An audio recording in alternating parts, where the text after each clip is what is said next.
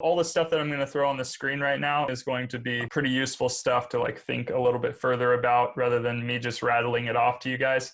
So the problems I'm seeing so far with the reading response entries and the Canvas group discussion on free speech, not everyone is doing this wrong, but I am noticing the major issue that people are having is that they're actually misunderstanding the points from each of the readings. And I think this is happening because people are reading it pretty quickly or maybe not reading the whole thing through. And the difference between these articles and the ones that we've read so far is that they are heavily dealing with an opposing side, whereas the articles that we've read in the past have mainly been focusing on one trajectory with minor opposition that they might bring up at one point, but the argument isn't revolving around dealing with an opposition. So this is the problem that you get here when you're not really reading it too carefully. So in this case, you may think the writer is making their own point, but they're actually bringing up the opposition, or they are bringing up a problem with the opposition that they're going to develop over multiple paragraphs. And this is the kind of thing that you're going to start seeing, that rather than making 3 small points that you guys used to do in high school, it's a larger, complicated point that your whole essay is revolving around just proving one point that takes multiple paragraphs to flesh out. So when you're reading it from one of the articles, if you're going to understand what they're saying, you have to understand it in its context. So to understand the paragraph here, you have to understand the whole. And that's going to get even worse with the next 2 readings that we cover. So we'll talk a little bit about that. Also, I want you guys to try to think ahead while you guys are going through these readings so that you don't have to go back and reread stuff. First, understand the point. But then second, once you've understood what's being said, find the strongest points from the opposition. If you find a really strong point, but you're still in disagreement with it, that's the kind of part that you want to argue against in your essay. So be thinking about, okay, this is a strong point from the side that I'm against. I'm going to go with this. And then you can write a whole essay around that. If it's a strong point from the opposition, that's what I'm looking for you to argue against. And likewise, that's what you want to look for, because that gives you something that's so complicated that you have to write a full essay around it. And we'll talk about some of the ones that you've already covered in the reading so far. There's 2 things that we'll end up looking at. So just remember, we're going to go over some of the points in these readings, but we're not going to do that extensively. So these 2 right here that you had for today, we had the right to disrupt free speech on campus. It doesn't exist. If you look at the article, so notice he's actually for free speech. So when he defines what fighting words are, he's literally going through all the times that it has been argued and used and defended against in court. And so when he brings up fighting words to begin with, he's trying to point out a problem that, sure, it was used the first time in court, but then if you look at every other time since then, it's actually been kicked out. He is arguing that fighting words isn't really a thing. So when he says, are these fighting words? Unquestionably so. This means if that other thing was fighting words, then this would definitely be fighting words, and yet the Supreme Court kicks it out. This article on shouting fire does a similar thing. All it does is just focus on the ways that people have used shouting fire to try and argue cases. It's important to differentiate between fighting words and shouting fire. What's the significance of shouting fire in a crowded theater? Causes panic, causes unnecessary. Unnecessary what? People get trampled because there we go. He started a stampede. Right. Who started it? The person who shouted fire. Yeah, that never happened though. Right. That was just example, right? Yeah. Yeah. It was an example brought up by a judge. So when your words can cause a physical and measurable harm to other people, that's when you can be penalized for it. When your words can be equivocated with shouting fire in a crowded theater. The idea that with your very words, you have caused harm to happen to other people, and it can be quantified in a way where you can get sued, where you can have punitive damages, where you have to pay fines or spend prison time. So if you shout fire in a crowded theater, but there is fire, I mean, you're helping people in one way. I mean, there's a better way to do that. I mean, pulling a fire alarm can do the same thing. And that's why kids get in trouble for pulling fire alarms, because you could incur injury to others. Now, if you don't incur injury, then how can you sue someone for that thing? There has to be an injury that occurs, but you could still get a fine for something. Kids still get detention or suspended from school. But what's the difference between fighting words and shouting fire? We get a really good explanation of shouting fire on the second page. The message fire is directed not to the mind and the conscience of the listener, but rather to his adrenaline and his feet. It is a stimulus to immediate action, not thoughtful reflection. So when you say something, when your words can actually cause someone to respond without thinking, that's shouting fire. That's like yelling, "You've got a black widow on your shoulder," or on your forehead.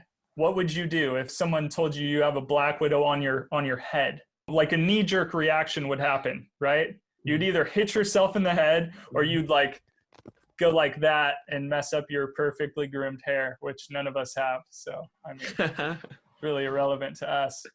But you get the point, right? It's something that causes you to move without thinking.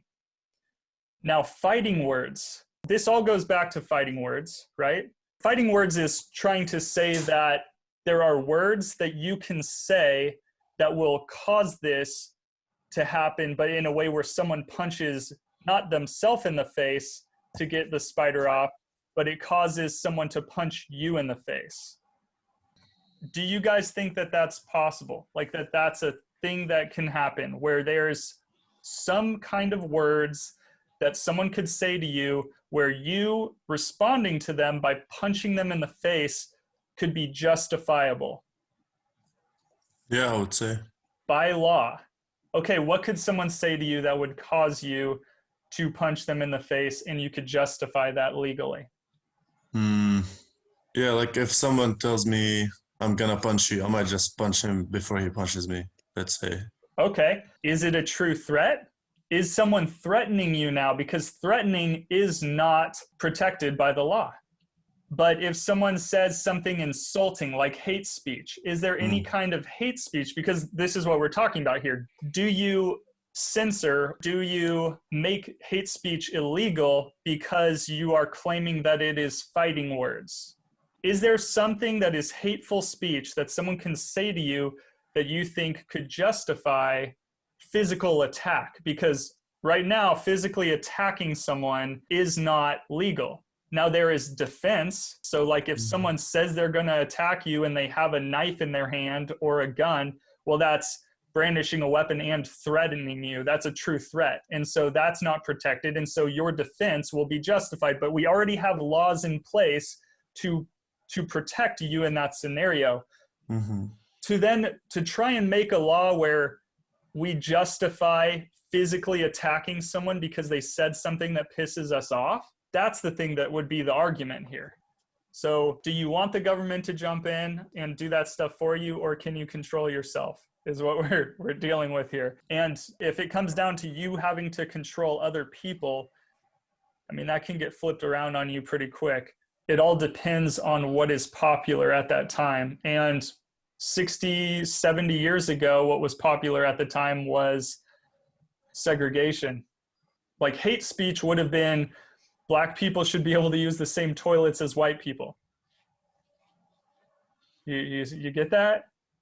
So if we didn't allow that kind of hateful speech back then, would the civil rights movement have even been possible? Arguments of shouting fire or fighting words, you kind of got to understand what the guy is talking about here. So if you want to argue for free speech, but you're fighting against someone who's actually trying to prove it, that's a problem, right? You're misunderstanding the person's argument because it's a little bit more complicated than what you're making it out to be.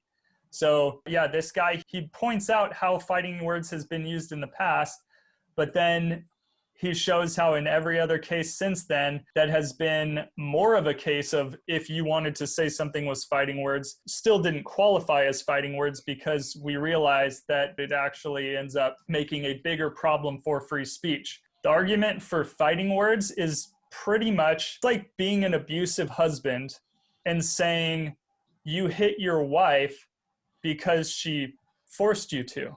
Whoa.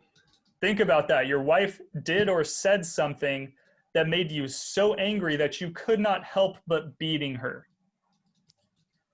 You know that that's bullshit, right? So why would you say that fighting words should hold up in any other circumstance? A good argument would also be the over in France, the Prophet cartoons. Yeah, that's a huge thing right now. You've got the prophet being represented in a mocking way. Mm-hmm. And you've got a faith that has a belief where this is so sacred, that the prophet is so sacred that you can't even draw him. Right. In all Muslim art, his face has to be covered. Even in all Muslim art, it's writing. That's why there's so much emphasis on the geometry and the structure of buildings, and having writing in it. But there's no pictures. Like you're not supposed to have any pictures of religious things, especially of the prophet. So when you see how revered that is, you can see why people would get upset. But does someone drawing a mocking picture, completely inflammatory and everything like that, is that enough to then go and murder a whole newspaper? Or, by the way, just like last week, did you bring this up because of what happened? Yeah, of course. Yeah, the beheading, right? Yeah. Yeah, a teacher is just going over this stuff in his class, in his like elementary school or middle school class. And someone hears about it and they decapitate him in the street in France. This happened in France like last week. So that's still an issue. Does that justify? Because the argument there would be this is fighting words, right?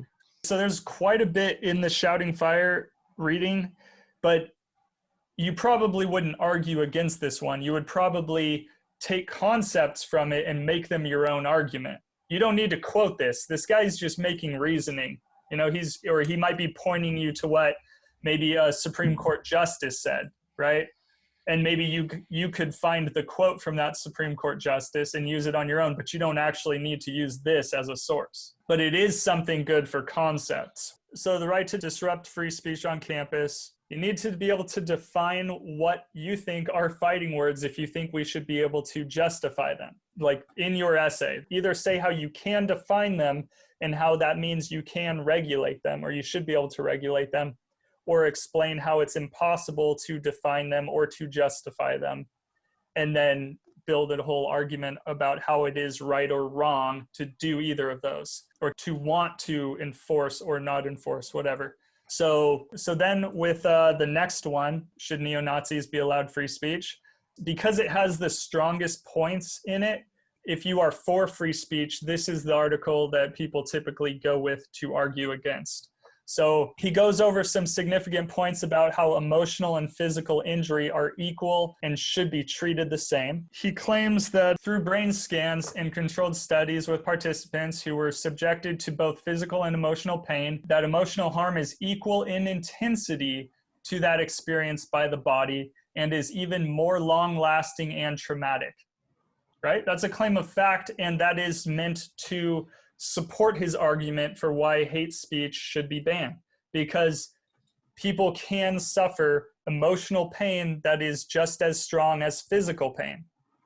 What's the difference between physical pain and emotional pain here? So let's say you get hit by a car. You're walking across the street and a car just like drives through you. It shatters your femur and all the bones in your leg and your hip.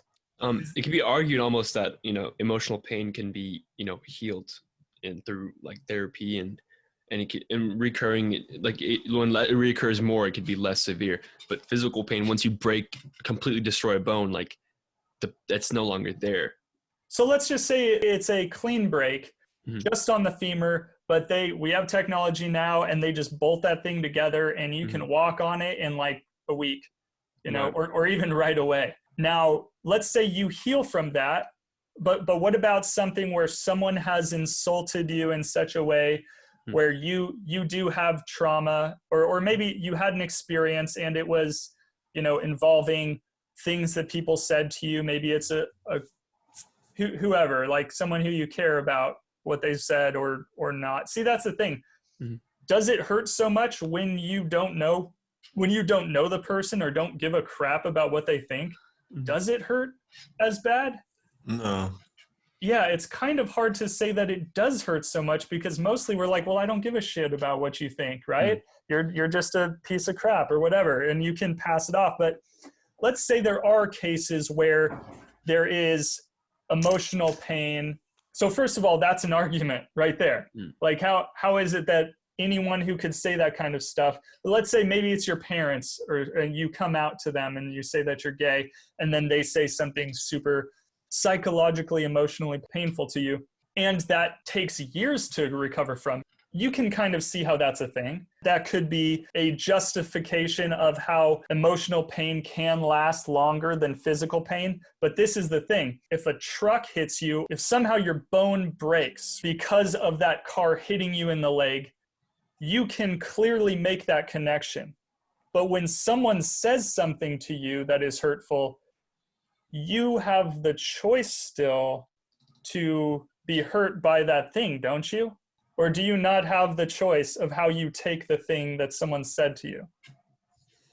Well, I would say it depends on like how old that person was when someone told them something hurtful.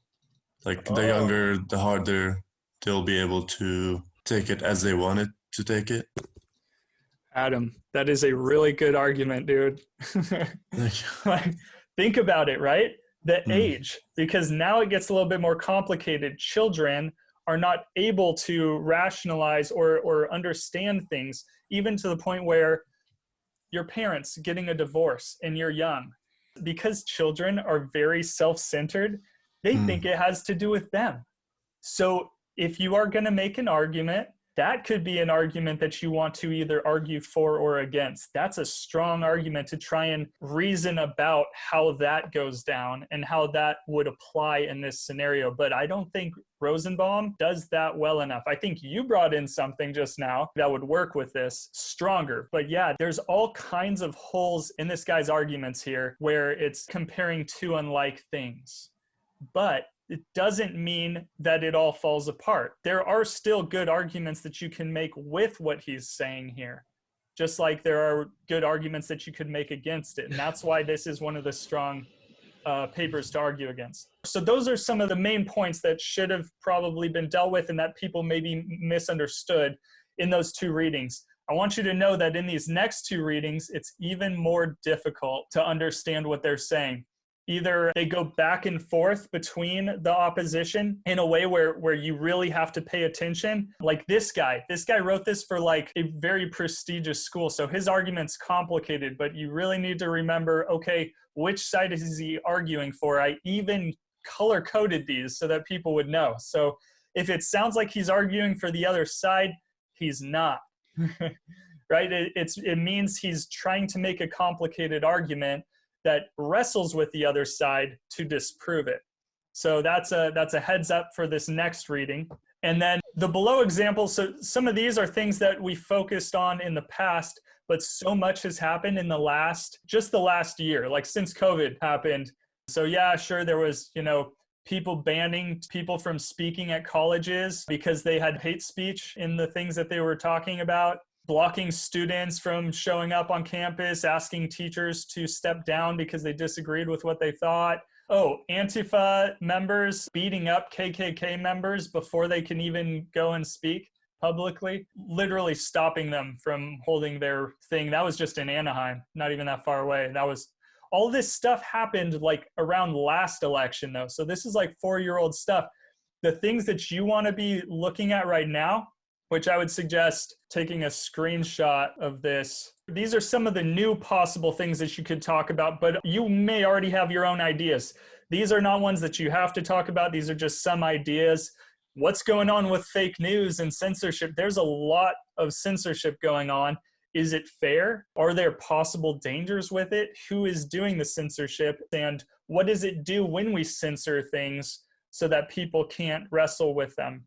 And should we be teaching people how to wrestle with and how to understand like what information is coming at them? Because this is the difference between like, you know, if you control everything, then we all end up like Wall-E, just sitting, drinking our slushies and not having to think about anything. And so our brains get fat and lazy, just like our bodies. But then there is a danger with, yeah, what about kids? What about people who haven't learned and then disseminating information? That becomes really dangerous. So this is something I definitely want you to think about.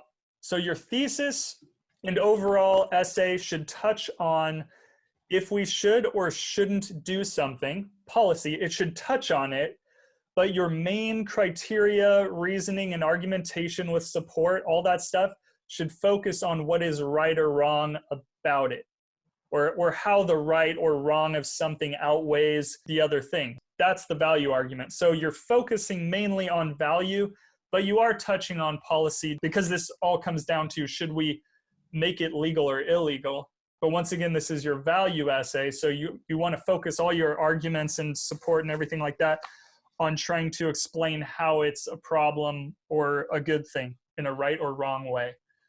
Make sense? Makes sense. Cool.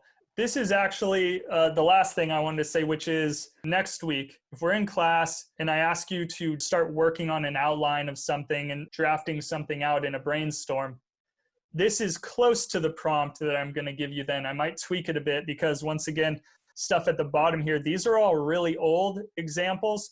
I want you, as you're going throughout the week, to be looking at current examples of things like within 2020 of things that you can point to that would either prove or disprove what is problematic or what is okay, acceptable about what you're saying. Because if we have to force people for a cause to get through, right? If we have to literally force people into doing things, is that acceptable? The kind of censorship and way of going about things that we have already been doing just very recently. Like we're talking masks, we're talking any kind of COVID information, false information coming out, or things with Black Lives Matter and protests and violence. At what point is something free speech? And at what point is it now something that's illegal? You burning down a building now is not free speech, that's arson. Think about not confusing those things. In one of the articles, they talk about the alt-right rally in Charlottesville, like years ago now. Someone ran over some protesters. So the rally was a protest, right? But then there are protesters on top of that.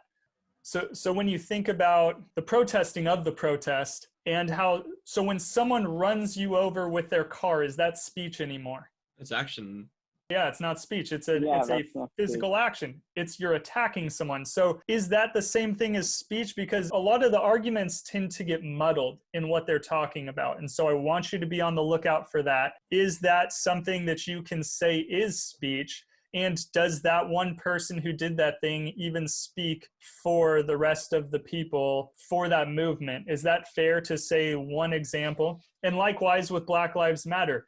Do the people who are causing the violence speak for all of the people? And can you bifurcate, can you remove the violence from the cause to say this one thing is good, this is a bad representation of it, or vice versa, whatever. So be thinking about that stuff with what you want to argue and with where you want to go with your essay and finding examples.